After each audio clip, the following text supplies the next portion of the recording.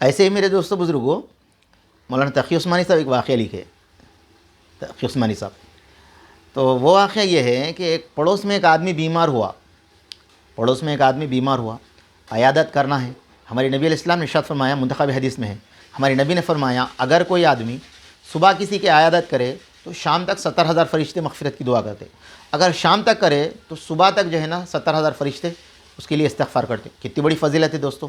تو مگر میرے دوستوں، میرے بزرگوں، فرمایا اس پڑوسی کو معلوم ہوا، مگر اللہ کا کرنا ایسا تھا کہ وہ جو پڑوسی تھا اس کے کان بہرے ہیں. اب انہیں پڑوس کو ملنے کے لیے جا رہا، میرے دوستوں، جو پڑوسی بیمار ہے اس کو ملنے کے لیے جا رہا ہے بہرا. اب وہاں پر جانے سے پہلے انہیں 2-3 باتیں سوچ لیا.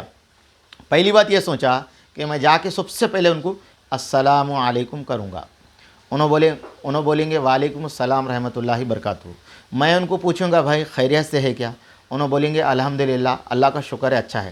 میں ان کو پوچھوں گا کہ آپ کا علاج کون کر رہے؟ تو انہوں بولیں گے اچھا ڈاکٹر علاج کر رہا. تو اس کے بعد میں 2-3 باتیں یاد کر لیا، خود یاد کر لیا، خود جواب دے دیا. اب میرے دوستوں، اب انہیں جا رہے دیکھ کے یہ جو پڑوسی ہے نا پلنگ پہ سویا ہوا، وہ بہرے پڑوسی کو آتے سے دیکھ کر اب اس کو پیٹ میں درد دے رہا. انہیں آ کے میرا سر کھا جاتا اور میرے کو جو ہے نا حیث بیماری میری پھر بڑھ جاتی. اب انہیں پلنگ پہ سو کے کنار رہا. اب انہیں کھایا السلام علیکم بول کے انہیں بولا وعلیکم السلام، خیریت سے ہے کیا بول کے انہیں پوچھا. یہ جو بہرا پڑوسی اب یہ سویا سو مریض کیا بول رہا ان کو کہ بھائی مر رہا ہوں بولا انہیں. تو اللہ کا شکر ہے بہت اچھی بات ہے. تو انہیں پوچھا کہ بھائی آپ کے پاس کون سا ڈاکٹر آ رہا، کون سے ڈاکٹر سے آپ علاج کرا رہے؟ انہوں نے بولا کہ بھئی میں ملک الموت سے علاج کر رہا ہوں.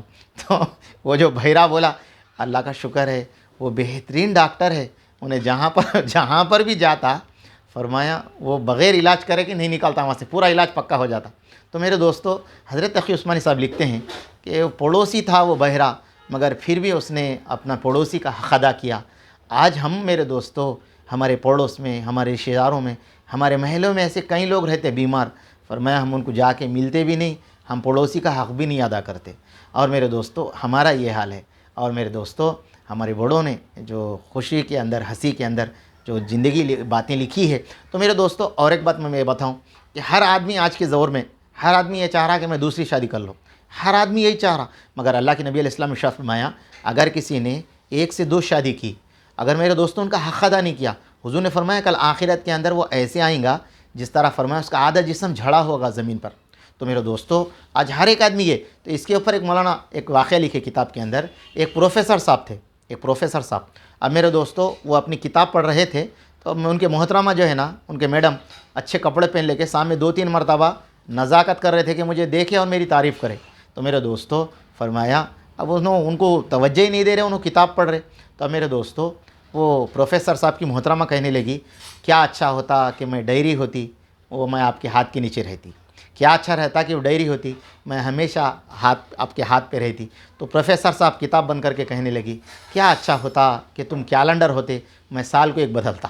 تو میرے دوستوں، میرے بزرگوں، ایک انسان کی یہ سوچ، یہ سمجھ ہے.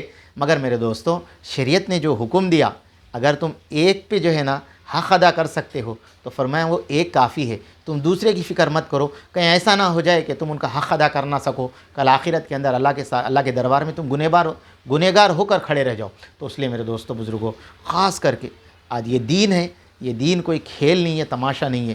یہ دین کو لے کے چلیں گے دوستوں تو ہماری دنیا، ہماری آخرت کامیاب ہونے والی ہے. ورنہ دوستوں اگر دین کو ہم بازو کو رکھ دیں گے تو ہم دنیا میں بھی ناکامیاب ہو جائیں گے، اور آخرت کی جو ہمیشہ لامحدود زندگی ہے اس میں بھی ہم جو ہے نا ناکامیاب ہوئیں گے. اللہ کرے کہ مہر کو آپ کو، ہم سب کو جو ہے اس پہ عمل کی توفیق دے.